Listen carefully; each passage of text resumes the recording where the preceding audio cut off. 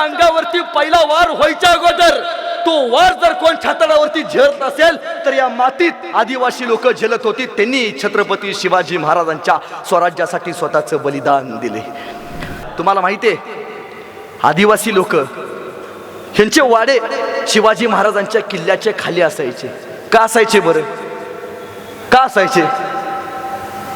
शत्रू किल्ल्यावरती जायच्या अगोदर तो कुठून जातो? जंगलातनं जातो. ह्या जंगलात मर्दाच्या छातीची हातात समशेर घेऊन राजासाठी स्वतःची जीव बहाल करणारी आदिवासी लोक महाराजांच्या स्वागतासाठी तिथं असायची.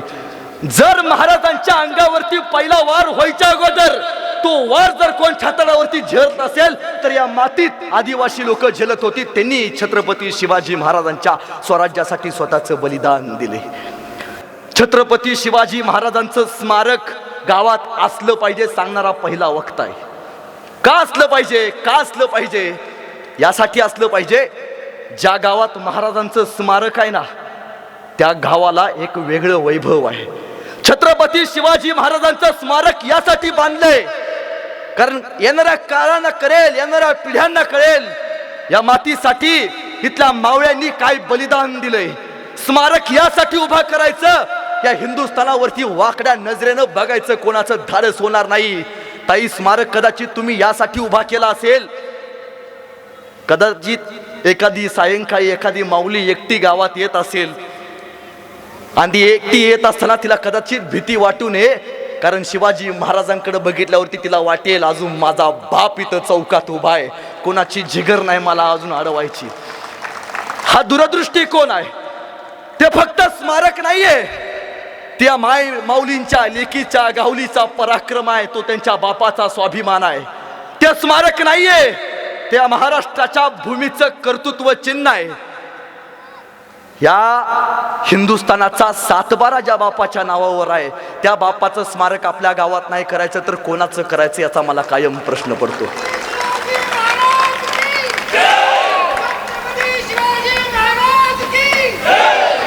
पण ताई तुम्ही इथंच नाही थांबल्या. मला आणखीन एक गोष्ट कायम मी का बोलतो बरं मी पहिल्यांदा सांगतो मी कुठल्याही राजकीय पक्षाचा वक्ता नाही, कुठल्याही राजकीय पक्षाचा नेता नाही आणि मी उभ्या आयुष्यात मला तर वाटतं बरं का माझे कुठलेही व्हिडिओ काढून बघा उभ्या आयुष्यात आजपर्यंत मी कुठल्याही नेत्याचं नाव आजपर्यंत स्टेज घेतलं नाही. माझ्या आयुष्यातली पहिली माऊली आहे जिचं नाव मी आपल्या स्टेजवरती घेतलंय. का? कारण ज्यांचं काम शुद्ध आहे, जो माणूस महाराजांसाठी विचार करतो ना त्याच माणसाचा विचार सुदर्शन शिंदे करतो, त्यांच्यासाठी बोलतो आणि आयुष्यभर त्यांच्यासाठी बोलत राहणार. ही माणसं जगली पाहिजेत. महाराज छत्रपती शिवाजी महाराज हे नाव ऐकल्यावरती आपलं रक्त सळसळतं. महाराजांचं नाव ऐकल्यावरती आपलं रक्त तापतं. महाराजांचं नाव ऐकल्यावरती आपल्या अंगावरती काटा येतो. छत्रपती शिवाजी महाराज की हा जय सांगावं लागत नाही. जन्मताच इथली माती शिवाजी हे नाव ऐकल्यावरती लढण्याची प्रेरणा निर्माण करते. अशी काय जादू आहे या नावात?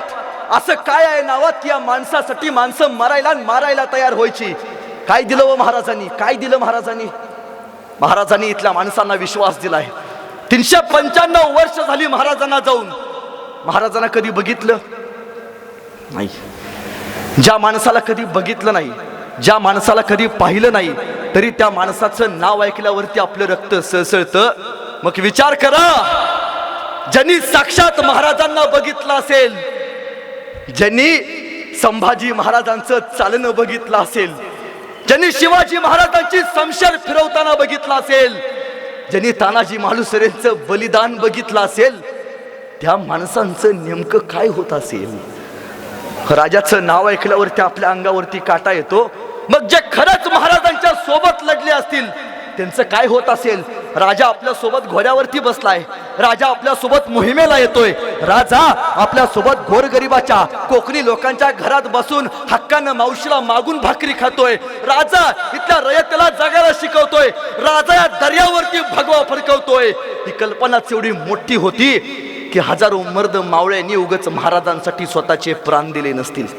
तुम्हाला माहितीये, पण त्याच महाराष्ट्रात एक महिन्यापूर्वी एक घटना घडली. एक माऊली बोलताना सहजच म्हणाली कि अगले 2 साल में पूरे मुंबई को हरा रंग से ढक देंगे. अगले 2 साल में. त्या मुंबईच्या नवनिर्वाचित नगरसेवक आहेत.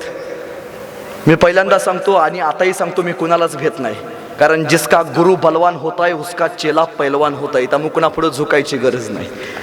त्या म्हणाला गेली 2 वर्षात पुढच्या की पूरे मुंबई को हरा रंग से ढक देंगे, हरा कर देंगे, हरे रंग से लहरा देंगे.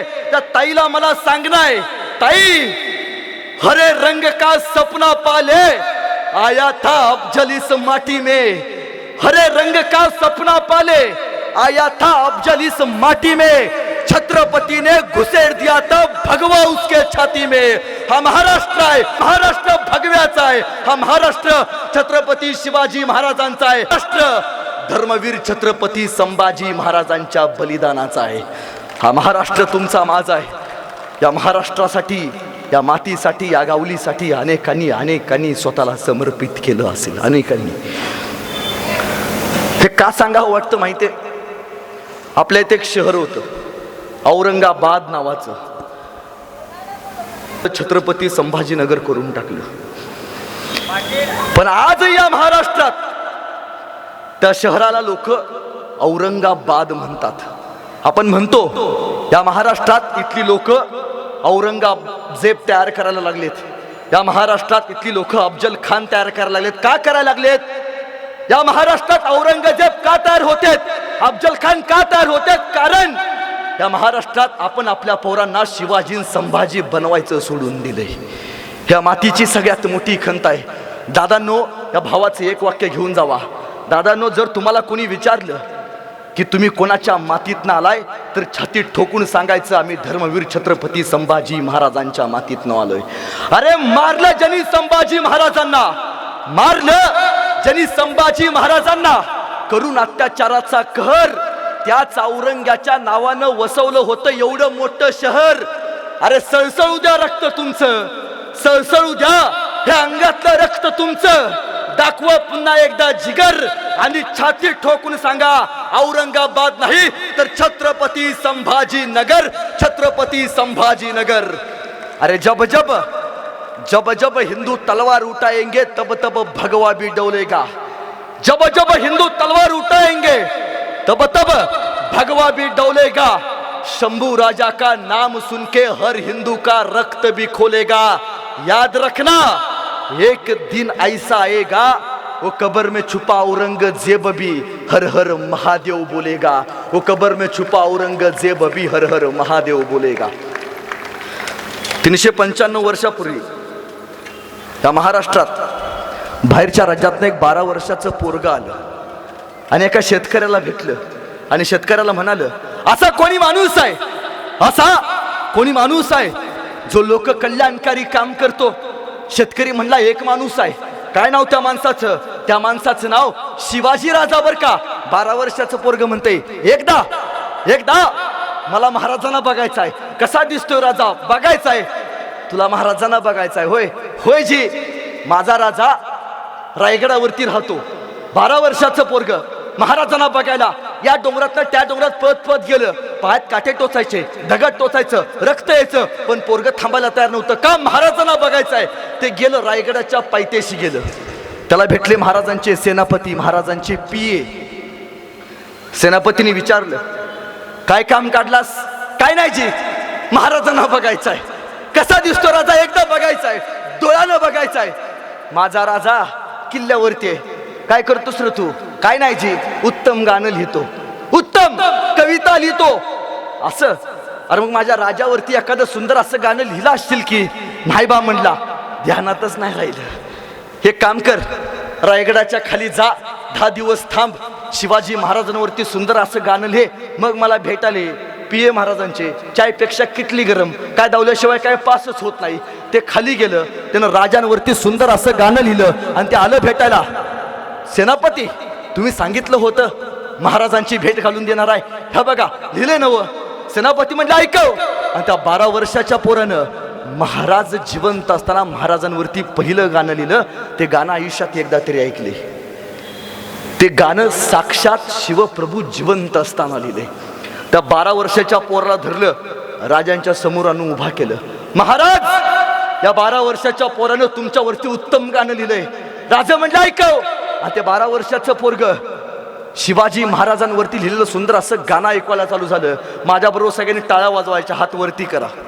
माझ्या बरोबर वाजवायच्या, हात वरती करा, पैसे द्यायला लागत नाहीत. आणि ते 12 वर्षाचं पोरग महाराजांवरती गाणं म्हणताना म्हणतंय, इंद्र जबी जंब पर बाळ वसु वंब पर रावण सर दंब पर रघुकुल राजे पौलवारी वाह पर संबुरती नाह पर जोस अस बाह पर रामद्विज राजे डावा द्रुम धृंड पर चित्ता मृग झुंड पर भूषण वितृंड पर जैसे मृग राजे तेजतम हंस पर कन्न जिमी कंस पर योमलक्ष बंस पर शेर शिवराज हे शेर शिवराज हे शेर शिवराज हे.